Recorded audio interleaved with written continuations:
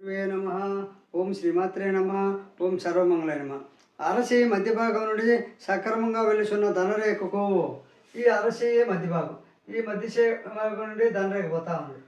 ధనరేఖ అనేటువంటిది శనిస్థానం. అరసి మధ్య భాగం నుండి ధనరేఖ పోతూ ఉన్న ధనరేఖకు చంద్రస్థానం నుండి శుక్రస్థానం నుండి వచ్చిన రేఖలు కలిసిన విధంగా మధ్య భాగం నుంచి ధనరేఖ పోతుంది. ఈ శుక్రస్థానం నుండి వచ్చిన ఒక రేఖ, ఈ చంద్రస్థానం నుండి వచ్చిన ఒక రేఖ, ఈ విధంగా చంద్రస్థానం నుండి ఒక రేఖ, శుక్రస్థానం నుండి ఒక రేఖ, ఇక్కడి నుంచైనా పోవచ్చు. చంద్రస్థానం ఇదంతా, ఈ బిట్టంతా చంద్రస్థానం, ఈ బిట్టంతా శుక్రస్థానం. ఇది మధ్య భాగం. శుక్రస్థానం నుండి ఒక రేఖ, చంద్రస్థానం నుండి ఒక రేఖ, ఈ యొక్క మధ్యలో నుంచి పోతున్న ధనరేఖను కలిసిన ఎడల అనగా 3 వేరు వేరు స్థానముల నుండి వచ్చే రేఖలు. అంటే ఇది కింద, ఇది ఈ బిట్టు ఇలా ఉంది.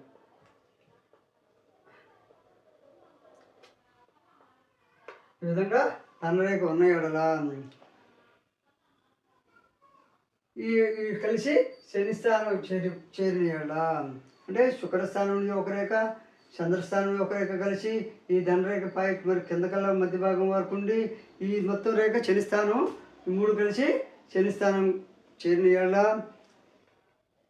అనగా మూడు వేరు వేరు స్థానంలో వచ్చే రేఖలు కలిసి ఒకటిగా శనిస్థానం చేరాయి కాబట్టి 3-4 విధాలుగా ధనలాభాలు కలుగును. 3-4 విధాల ధనలాభాలు కలుగు. అంటే ఈ శుక్రస్థానం నుండి వచ్చిన రేఖ వల్ల తల్లిదండ్రుల నుండి, కుటుంబ సభ్యుల నుండి, సోదరుల నుండి, సోదరిమణుల నుండి, అదేవిధంగా పిన్నమ్మ లేదా అమ్మ తరపు వారు, నాన్న తరపు వారి నుండి లాభం కలిగే రేఖ. ఈ చంద్రస్థానం నుండి వచ్చింది అత్తగా భార్య వల్ల లేదా భార్య తరపు వారి వల్ల వచ్చి చేరుతుంది. ఈ కింద రాక స్వశక్తి కష్టపడి పనిచేసి రేఖ తల్లిదండ్రుల యొక్క ఆస్తి వచ్చి ఉండు. అంటే 3 రకాల సంపద: సొంత ఆస్తి, కుటుంబ ఆస్తి, విధంగా పిల్లి తరపు, తల్లి తరపున, నాన్న తరపున, లేకపోతే పెన్నమ్మ, పెద్దమ్మ, చెల్లి, పెద్దమ్మ తరపు ఆస్తి కలిస్తే ఈ విధంగా రేఖ వస్తుంది. ఈ విధంగా చంద్రస్థానంలో భార్య నుండి కానీ, భార్య వారసుల నుండి కానీ ఆస్తి కలిస్తే ఈ విధంగా ఉంటుంది. ఈ మధ్యలో రేఖ కిందకు ఉంది కాబట్టి తన కుటుంబ ఆస్తి కూడా అంటే 3 విధాల సంపాదన ఉంటుంది. అంటే 3-4 విధాల ధన సంపాదన ఉండును. ధనలాభం కూడా కలుగును. అదేవిధంగా లాటరీ, అప్రయత్న లాభాలు, స్నేహితులు, అధికారుల మూలాన, ఎలక్షన్ ద్వారా, పోట్లాటల రీత్యా, ఆటల ద్వారా లాభాలు కలిగి జీవన వృద్ధి కూడా కలుగును. అదేవిధంగా వీరి వెలుబడికి ఎటువంటి లోటు రాదు. ఆనందంగా కాలం గడుపుదురు. అందరి చేత కొనియాడబడుదురు. సాంఘికంగా సభల యందు తన మాట చలాయించుదురు. చిత్రకళా పరిశ్రమలైతే మంచి లాభం చేకూరును. అదేవిధంగా చంద్రస్థానము, శుక్రస్థానం నుండి వచ్చే రేఖలు కలిసి ఒక రేఖగా కలిసి శనిస్థానం చేరిన ఇలా శుక్రస్థానం నుంచి ఒక రేఖ, చంద్రస్థానం నుంచి ఒక రేఖ, మొత్తం కలిసి మధ్యలో కాదు.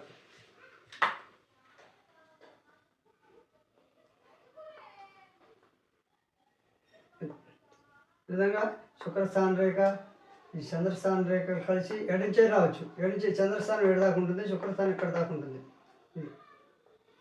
ఇలా లైన్ ఉండొచ్చు. ఈ విధంగా శుక్రస్థానం రేఖ, చంద్రస్థానం రేఖ వచ్చి 2 కలిసి ఒక రేఖగా శనిస్థానం చేరిన ఎడల ఇతరులపై ఆధారపడి జీవించును. ఈ విధంగా 2 కలిసి అంటే మధ్యలో రేఖ కిందికి ఉంటేనేమో అన్ని లాభాలు ఉంటాయి. ఈ విధంగా శుక్రస్థానం రేఖ, చంద్రస్థానం 2 కలిసి ఒక రేఖగా పైకి పోయిన ఎడల ఇతరులపై ఆధారపడి జీవించును. జీవితంలో రాణింపు కలిగి కలిసి వచ్చును. అదేవిధంగా స్త్రీ రీత్యా అనుకూలము. అన్యుల ఆస్తి అవకాశం కలుగును. అన్యుల ఆస్తి పొందే అవకాశం కూడా కలుగును. అంటే చంద్ర శుక్ర స్థానం నుండి వచ్చిన స్థానాల వల్ల అన్యుల ఆస్తి వస్తుంది, స్త్రీ రీత్యా వస్తుంది ఆదలాభం. అదేవిధంగా ఇతరులపై ఆధారపడి జీవించును. అంటే తనకేం కష్టం తన కష్టం చేయకపోయినా ఇతరుల ద్వారా, అన్యుల ద్వారా వచ్చే ఆస్తి, భార్య ద్వారా వచ్చే ఆస్తి వాళ్ళ ద్వారానే వాళ్ళ ఆస్తి మీద ఆధారపడి జీవించును అని అర్థం. అదేవిధంగా చంద్రస్థానం నుండి రవిస్థానం నుండి చేరిన దండరేఖ వల్ల ఈ చంద్రస్థానము రవిస్థానము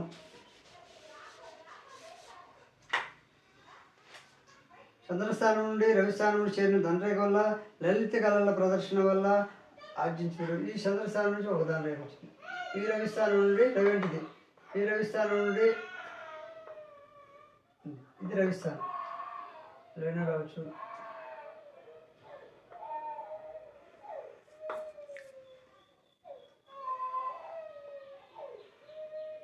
రవిస్థానం నుండి వచ్చిన రేఖ చంద్రస్థానం నుండి వచ్చిన దాని రేఖ ఈ విధంగా ఉన్నాయల్లా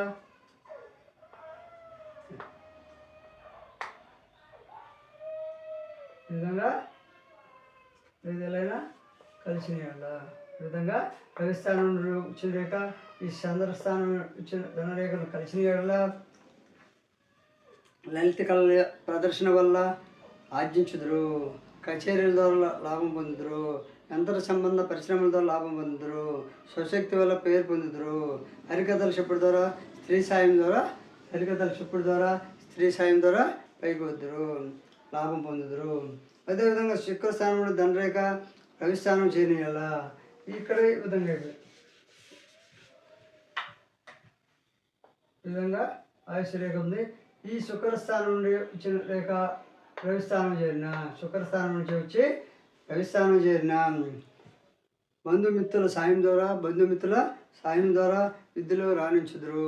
బంధుమిత్రుల సాయం ద్వారా విధంగా రవిస్థానం రేఖ చేస్తే ఇది రవిస్థానం. బంధుమిత్రుల సాయం ద్వారా విద్యలో రాణింపు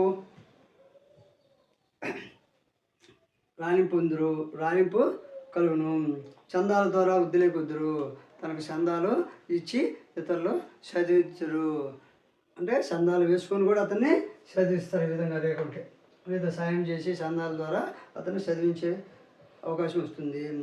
అదేవిధంగా గురుస్థానం చేరిన దండరేఖ వల్ల ఈ దండరేఖ అనేటువంటిది ఈ విధంగా ఈ రేఖ గురుస్థానం ఇది. ఈ విధంగా శనిస్థానము ఈ రవిస్థానం కాకుండా గురుస్థానం పోయిన దండరేఖ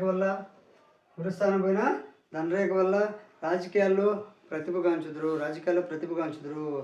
అధికారం పొందే శక్తియుక్తులు సిద్ధించును. అధికారం పొందడానికి కావాల్సిన శక్తియుక్తులన్నీ వీరికి సిద్ధిస్తాయి. అదేవిధంగా తన మాట నెగ్గించుకుంటూ కాలం గడుపుదురు. ప్రతి విషయంలో తన మాటని నెగ్గించుకుంటూ కాలం గడుపుదురు. తన కల్పనలో గ్రంథరచన చేయుదురు.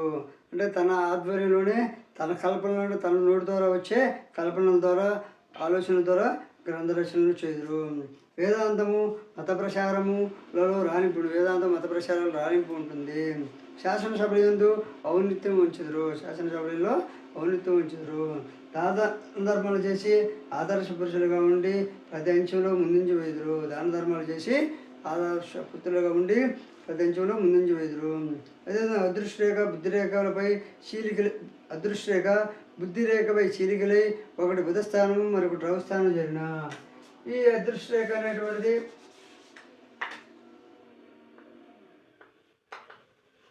ఈ విధంగా ఆయుష్ రేఖ ఉంది, ఈ విధంగా బుద్ధి రేఖ ఉంది, ఈ విధంగా దాని రేఖలపై ఇక్కడికి వచ్చేసరికి చీలికలు అయిపోయింది. బుద్ధి రేఖపై చీలికలు అయిపోయి ఒకటి బుధస్థానము మరొకటి రవిస్థానం. చూడండి, ఈ ధనరేఖ అనేటువంటిది లేదా ఐశ్వర్యరేఖ అనేటువంటిది ఈ బుద్ధి రేఖ ఎక్కడైతే ఉందో ఈ బుద్ధి రేఖ దగ్గర పాయలుగా చేరి ఒకటి రవిస్థానము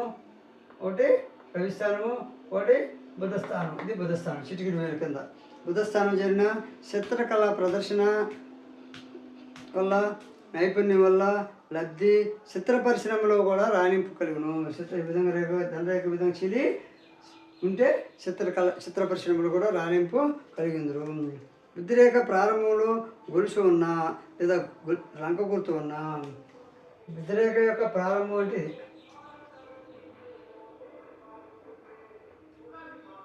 ఈ విధంగా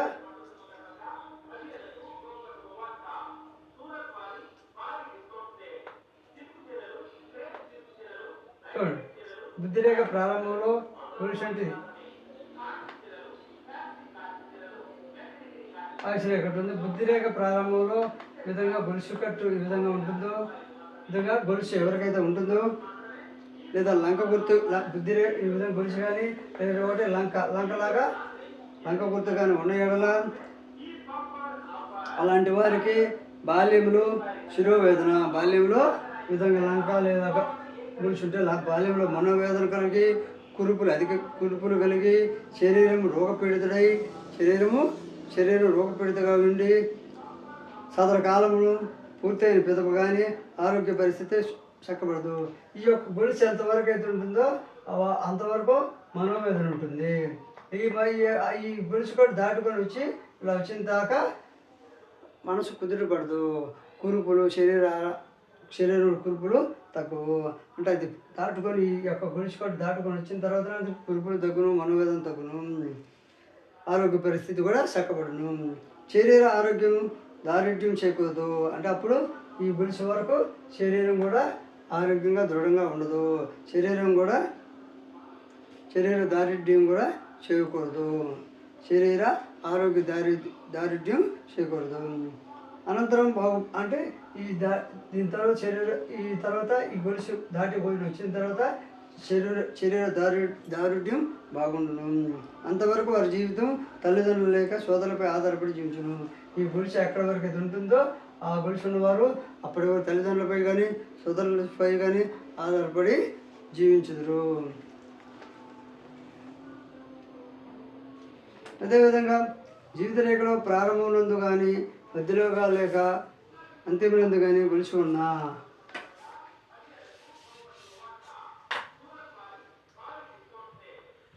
ఈ విధంగా ఈ ఆయుష్ రేఖ ప్రారంభంలో లేకుంటే మధ్యలో లేకపోతే చివర ఈ విధంగా ఆయుష్ రేఖ చివర గొలుసులాగుంటే గొలుసు అనేది ఇది.